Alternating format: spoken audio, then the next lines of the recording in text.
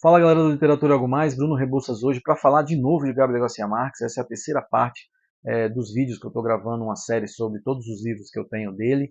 A gente já falou de 100 Anos de Solidão e do universo de Macondo e da família Buendia, que foi o primeiro vídeo. A gente já falou de romances em geral, inclusive em gerais, falando inclusive desse aqui que é maravilhoso, que é o Outono do Patriarca, e de outros livros também, O Amor no Tempo do Cólera, Crônicas de uma Morte Anunciada, Memórias das Minhas Putas Tristes, Do Amor e Outros Demônios.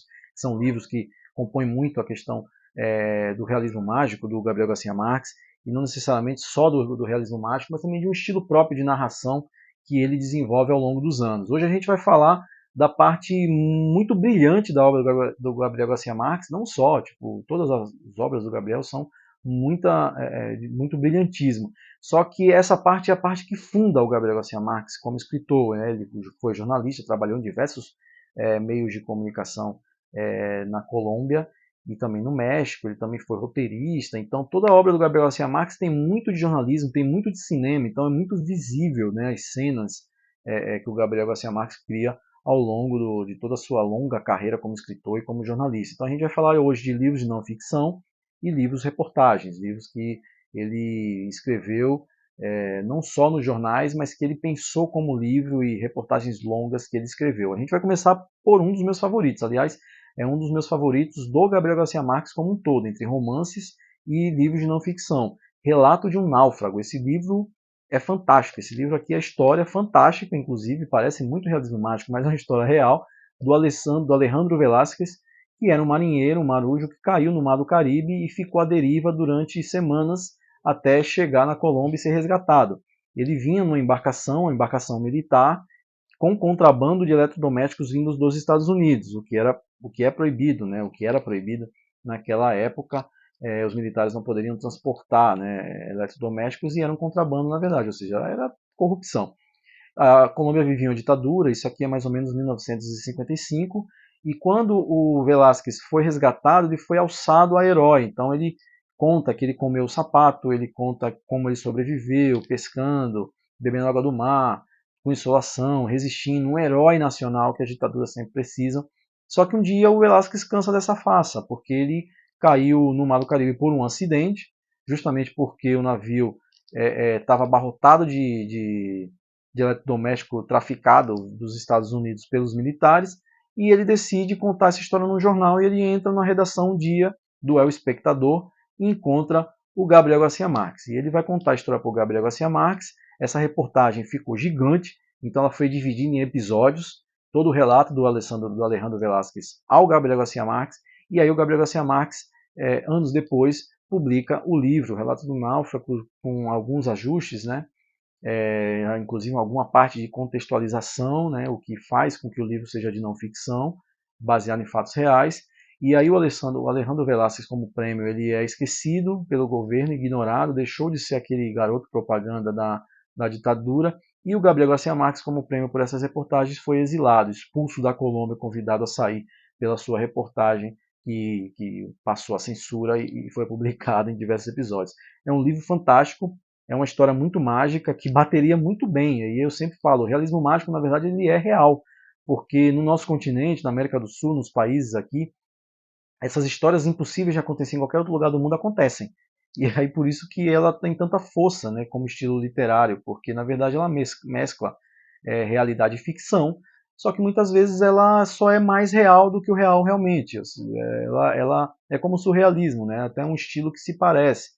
É algo que ultrapassa a realidade, mas que não é mentira, não é uma invenção que não pode acontecer, ela pode acontecer. E a vida do Alejandro Velázquez prova isso, e nesse livro maravilhoso, Relato de um Náufrago. Um dos outros favoritos que eu tenho do Gabriel Garcia Marques, e eu acho que esse é um dos melhores romances e reportagens que existe para mim, romance e reportagem, só para a gente ficar na mesma página, são fatos reais, escritos de uma maneira mais romanceada, escrito de uma maneira como se fosse literatura, que fosse um romance, não necessariamente uma página de jornal, um texto jornalístico, que tem outras características. Né? O texto jornalístico, como a gente falou no vídeo anterior, por exemplo, em Crônicas de uma Morte Anunciada, ele já entrega a informação mais importante primeiro. Né? Ele não vem trabalhando a narrativa até chegar no ápice, que acontece nos romances. Esse livro aqui é um livro muito labiríntico, se chama A Notícia de um Sequestro, Essa história é real, esse livro é de 95, se eu não me engano, 94 ou 95, aconteceu na Colômbia. E aí, se você assistiu Narcos, você vai lembrar que houve na primeira temporada uma tentativa do governo, uma pressão do governo americano para o governo colombiano prender os narcotraficantes, incluindo o Pablo Escobar, e extraditá-los para julgamento nos Estados Unidos. E o governo colombiano, muito refém do americano, vai aceitar isso acontecer.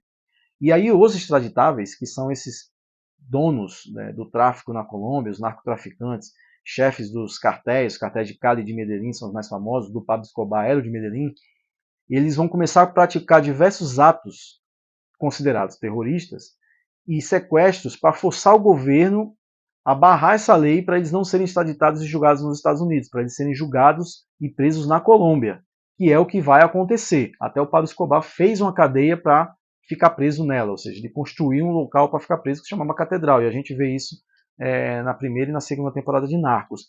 E essa história vai se complementar aqui, um livro muito anterior, aliás, porque o Gabriel Garcia Marques vai contar o sequestro de diversas personalidades, incluindo pessoas que ele conhecia, jornalistas principalmente, pessoas influentes, que vão ser sequestradas pelos narcotraficantes para forçar o governo a negociar com eles e barrar a lei que os Estados Unidos está fazendo pressão para extraditá-los.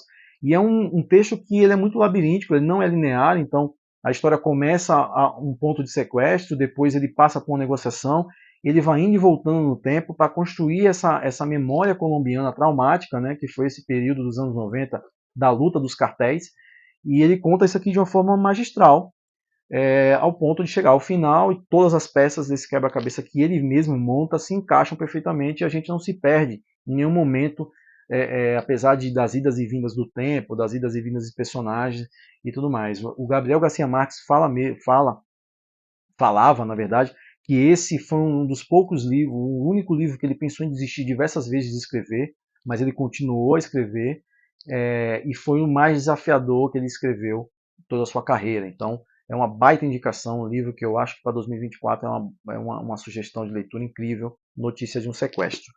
Aí a gente passa para um livro, aproveitando que esse ano vai fazer 50 anos do golpe de Estado no Chile, que os Estados Unidos financiou e o Pinochet tomou o poder e matou Salvador Allende e diversas e milhares de pessoas no Chile, é a história do Miguel Litín e a aventura dele para entrar no Chile. O Miguel Litín era um cineasta que estava numa lista de 5.000 pessoas exiladas depois do golpe de 73 do Pinochet, e ele decide voltar ao Chile clandestinamente. Então o livro se chama A Aventura de Miguel Litín clandestino no Chile.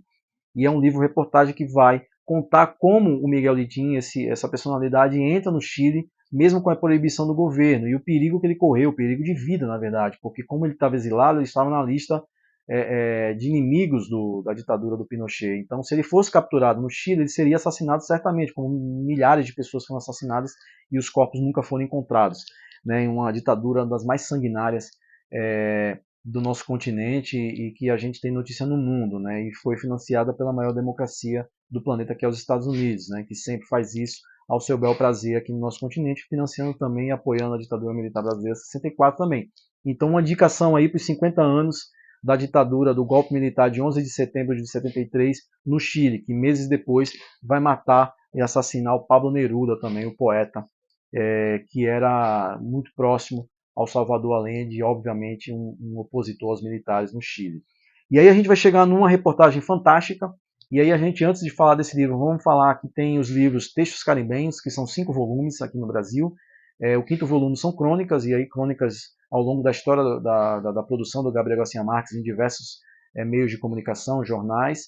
E aí tem 4, são só reportagens que ele fez em diversos países, né? Desses 4, eu tenho o volume 2, 3 e 4. O 4 eu já li, tem conteúdo meu no Instagram sobre isso, que é Textos Caribenhos e matérias políticas. Então ele vai falando, por exemplo, da greve dos estudantes na Bolívia, da repressão do governo, dos assassinatos da ditadura de El Salvador em opositores, inclusive televisionadas num estádio de futebol como um grande evento. E esse é um evento, por exemplo, muito mágico, que é real, né? Você imaginar que a ditadura fuzile um opositor num estádio de futebol com transmissão ao vivo pela televisão. Essa história é real e o Gabriel Garcia Marques conta no volume 4 dos Textos Caribenhos. E aí existem algumas compilações dessa grandiosa obra, porque são 5 tomos muito grandes, que foram compiladas ao longo do tempo. Uma delas aqui no Brasil é o Escândalo do Século, que eu li também, que é maravilhoso, que pega muito das reportagens que ele escreveu ao longo dos anos e faz uma mistura entre reportagens políticas, reportagens culturais, crônicas, análise de livros, resenhas e outras obras, e faz uma mescla, mas esses livros originais são os textos caribenhos do volume 1 ao volume 5. Um desses volumes também, que é uma compilação e passou muito tempo perdido, essas reportagens, é as reportagens que o Gabriel Garcia Marques fez por uma viagem no leste da Europa na época da União Soviética, na época da Cortina de Ferro. E esse livro se chama De Viagem pelo Leste da Europa, é a edição em espanhol de 2015, mas essas reportagens têm outros livros do Gabriel Garcia Marques, de reportagens e crônicas que ele escreveu.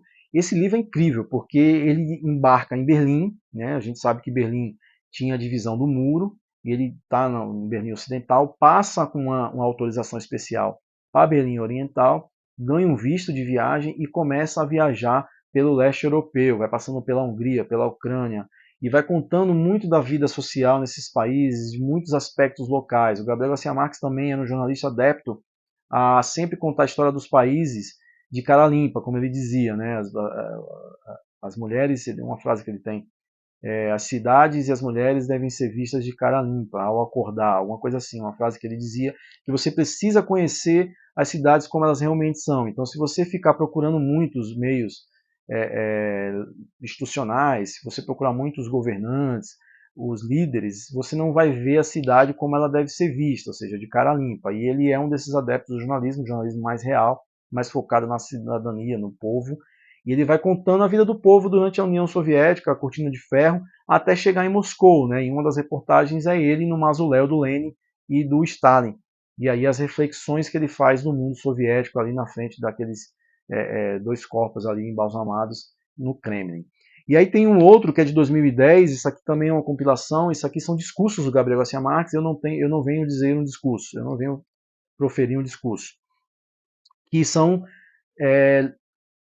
a obra oral do Gabriel Garcia Marques, que seriam palestras, seriam seminários, seriam discursos em academias, em premiações. Tem também aqui o do Nobel de Literatura, A Solidão da América Latina de 1982. E é um livro muito interessante também, porque aqui pega muito da oralidade, da maneira de falar, da acentuação do Gabriel Garcia Marques, apesar de estar escrito, né? A gente consegue identificar muita maneira que ele se expressava. E aí, para finalizar, um livro que é a autobiografia do Gabriel Garcia Marques, Viver para Contar. Ele só escreveu um desses volumes, o planejamento dele era escrever 2, mas não aconteceu o segundo volume, ele só escreveu um. E aqui a gente vê muito da infância do Gabriel Garcia Marques, da fase adulta, do começo do jornalismo, das inspirações, da influência do avô, da influência da avó, desse ambiente mágico que ele começou a construir até chegar, né, na sua grande obra, que foi 100 Anos de Solidão, mas que eu sempre gosto de enfatizar. O Gabriel Garcia Marques é muito além de 100 Anos de Solidão. Óbvio que 100 Anos de Solidão tem um peso tão grande, tão marcante, que muita gente considera, inclusive para a língua espanhola, 100 Anos de Solidão o livro mais importante depois de Don Quixote. Então, ele tem um peso marcante também para a refundação da literatura em espanhol. Né? Não que eles deixaram de produzir ou que não existiam livros maravilhosos antes de outros escritores.